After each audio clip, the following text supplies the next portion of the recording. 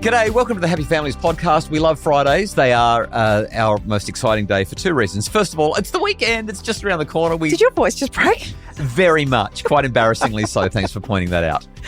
You're wearing your high pants today. No, I'm not.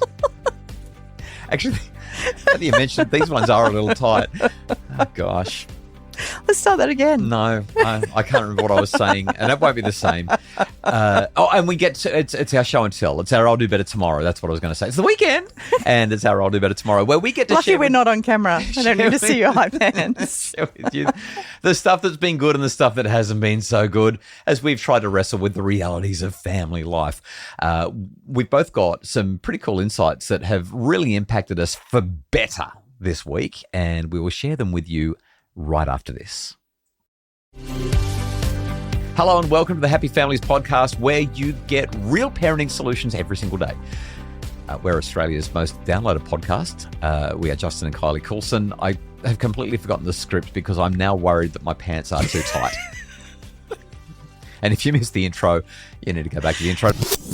It's the weekend. It's just around the corner. Did your voice just break? Very much. Quite embarrassingly so. Thanks for pointing that out. Today on the pod, we evaluate what's worked and what hasn't in the Coulson household in the hope that it'll help you to evaluate what's going on in your home and make it better. It's called I'll Do Better Tomorrow, based on a book of the same name that every now and again we talk about here on the pod. We're both going to be talking loosely about the same stuff today. So you're going to be up first, but just some introductory comments. During the school holidays, you and I were supposed to be on a trip overseas. Didn't quite work out that way because there's that whole traveling overseas issue right now, especially if you're heading towards the Middle East or Europe. And therefore, our trip was cancelled. We got some refunds come through, and you and I had to then work out, well, what do we do? And because we love our children, we decided not to go away for quite so long, but still go away without them anyway, because we really wanted to have that time together. And we went to, this is not sponsored, I'm just going to say it, it's just easier. Hashtag not sponsored. We went to a health retreat on the Gold Coast called Eden Health Resort, which you're a long-term fan of. And I went to in 1993 and 2003. So nothing new here from an experience point of view, but I'd just finished writing my very final draft of the book. I was exhausted. I just needed a healthy, retreaty kind of place, and you love being there anyway. So we went down there, and it was there that we had the insights that have really flipped the switch for us since we've come home over the last couple of weeks. I share that as background because, number one, you don't have to go to a health retreat to make changes in your life. You can just listen to the Happy Families podcast and we'll tell you about our changes and you can make them. It'll make a difference. Sorry. I'm so sorry. But secondly, what this is about is living with intention. And sometimes when you do get away, it might not be for a week, it might be for a day or a couple of days, a weekend. It just, if you're intentional about it, it gives you that chance to pause, reflect, and think about what's working and what's not so that you can make the changes. So you and I both made some changes as a result of our time at Eden. Where would you like to take this? You're up first. Well, I talked to you about one idea that I had and we were going to go with that, but I've decided to change it up. So I'm leaving you in the dark again. Okay. This happens a lot on the pod lately. So normally when I go to the health retreat, I go alone. And it has become a cherished space of stillness for me and probably some really serious heavy lifting as far as unpacking and processing emotions. This time was different because this was the first time you and I were going together. Right. So it's the first thing. And then the second part of that was the goal was not about unpacking. The goal was about togetherness. Right. So already there's an incongruency between the goals. Okay. Yeah? Sure. And the reality is, as I sat with this, I actually was really challenged by it all week. Yes. I had this deep desire to be with you and connect with you, but I was wrestling with the fact that I was in the place where I unpack and I needed to unpack and I needed to probably unravel a little bit so that I could work it all out. But you were in my space. But I wasn't. And I really want to be clear about this. For the first 3 or 4 days, I kept saying, I can leave you alone. I can give you space. We can be together. But this is the tension point because I wanted to be with you. Yeah. And whereas when I'm not there, you don't have the tension. You're just on your own and you do your the thing. decision's already made. Yeah. And so you get to do the unpacking and the personal inner work. Whereas because I'm there, you don't want to do the personal inner work even though you need to because I want to be with you. You want to be with me. But I'm saying, I know you need to do the work, so just go and do it. And you're like, I need to, but you're here. And I'm like, but I don't have to be here. And you're like, no, but you are. Yeah, I get it. And so I was really, really, really wrestled with this all week. And in some ways, it was a really hard week instead of the beautiful, nice week that we thought it was going to be. Yes. Yeah. A quick highlight there. If you're going to do a couple's weekend away or a couple's week away. Don't do a retreat. Don't do a retreat unless you're both on the same page about it. In many ways, these kind of places are the sorts of places where you do go on your own. Yeah. Yeah. Although and when I liked being there with you, except when you were when I talked to the staff, tension. they all just totally understood what I was saying. It was like, that's why most couples choose not to come together. Yep. They'll come at separate times throughout the year because it really is a personal opportunity for stillness. We don't get that. But the lesson that I took out of that when I started... Oh, there's a lesson here. Fantastic. There Excellent. is. Okay, go ahead. It's not just about being at a house retreat. I experience that tension and that friction almost on a daily basis because the reality is doing my inner work and processing is important, but so is time with you. They're two good things. Does one outweigh the other one? I don't think so. And at any point in time, as a parent specifically, but just as a human being, we actually have to prioritize because there are many good things that fill up our time and our space and our energy. And I thought it was just an Eden thing. I thought that I was just really wrestling with this because all of a sudden a space that had predominantly been personal and private for me I was now introducing another person into it. But the reality is when I looked at it closer, that's my day-to-day. I go through this on a daily basis.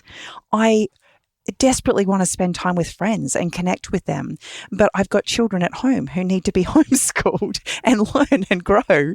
And each one of them is important and good. Yeah. But in any given moment, I actually have to be able to take a step back and look at what the priority is. So that means some days the priority is actually connecting with my friends. And homeschool or schoolwork gets pushed to the side. And other days, homeschooling has to be the priority. And a lot of people probably listen to what you're saying and going, oh, well, every day the priority is paying the bills. I have to go to work. I get that. Yep. But it's outside of that. Some days it's, I'm going to go for a walk instead of doing the dishes. The dishes will be there tomorrow. I'll get it done. Right? Yeah. It just there's no perfect answer. No, it's a never-ending juggle. There's never-ending tension. But there is always going to be tension. Yep. And if you can just be clear on what the one priority is in this moment, it will make it a little bit easier to make the decision, even though it's not. All right, great stuff. After the break, the two big insights that have changed everything for me in the last few weeks as a result of taking some time out to the introspective. I didn't have any tension, by the way. I had no tension at all. I was like, I can do inner work, even if you're near me. You think you're funny. Yeah, I was trying to be funny. Seriously. It wasn't as funny as I thought. That's next. This is the person who gets to go on an aeroplane every other day and have all the time he wants to himself. He gets to snuggle in a bed, eat at a restaurant all by himself. He doesn't have anyone pulling on him, don't like asking them to do anything for them. Miss my family all the time. Anyway. All right, my story's next.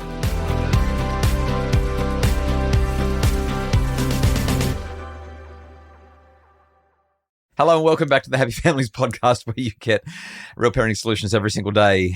We are Justin and Kylie Coulson and my... How did your processing go? Come on. I'll do better tomorrow. It's so funny. They give you a journal when you go to Eden, and my journal, the first thing I wrote in the journal was I had no intention of writing and still may not do much. Let's just put it out there. Yeah. We were there for a week. Yeah. You were 2 days in and you were like, I'm wound down. I'm ready to go home. Let's get on with it. I've got stuff to do. I've had more relaxed. By the time we got to day 6 and we were going home the next day, You're like, I don't want to leave. yeah, I reckon I could do with another 2, maybe 3 months of this. Someone cooking all your food.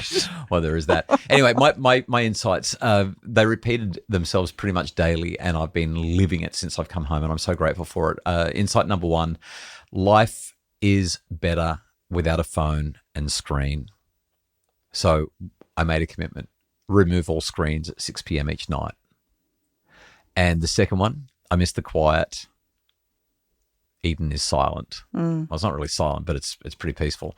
And so every single day, trying to find a way to get downtime daily in green space.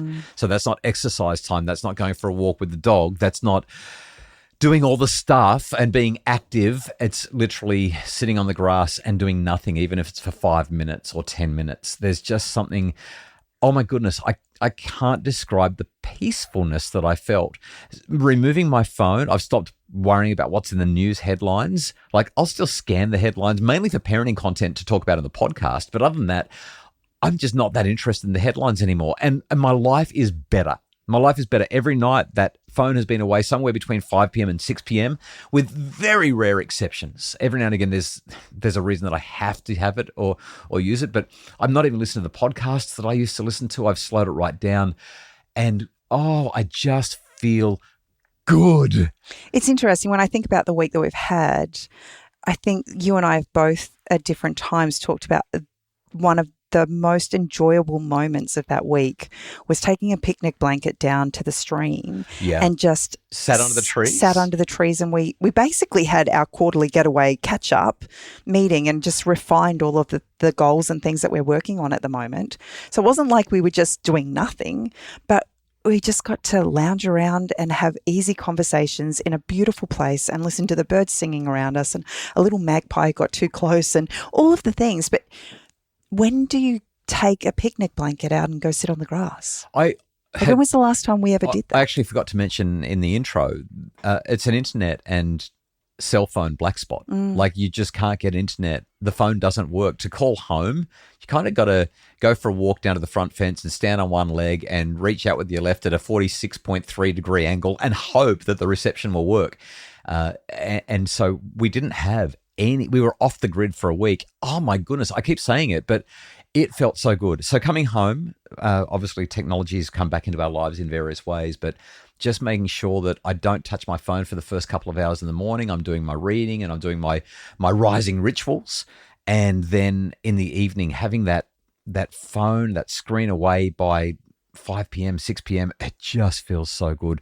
And then touching grass, grounding. Oh, I love it. I love it. So that's my I'll do better tomorrow. If you can incorporate it even for a few minutes, the grounding stuff, or if you can get rid of your devices, except when you really need them, just watch how it feels even over the course of a few days. It is just divine. That's it for this week. Have a great weekend. I did it again. Change your pants. I did it again. When you said that, it sounded a little bit wrong. They're a bit high. Come on. Just wanted to highlight. We've been on a health kick for a couple of months now, and I have shifted into the slightly smaller size pants that I've kept in my drawer in maybe preparation a little bit too early for the day that I could fit into them. I might have been optimistic today. The Happy Families podcast is produced by Justin Rulon from Bridge Media. Mim Hammonds provides research, admin, and all the additional support that we need for the pod. Thank you so much to both JR and Mim.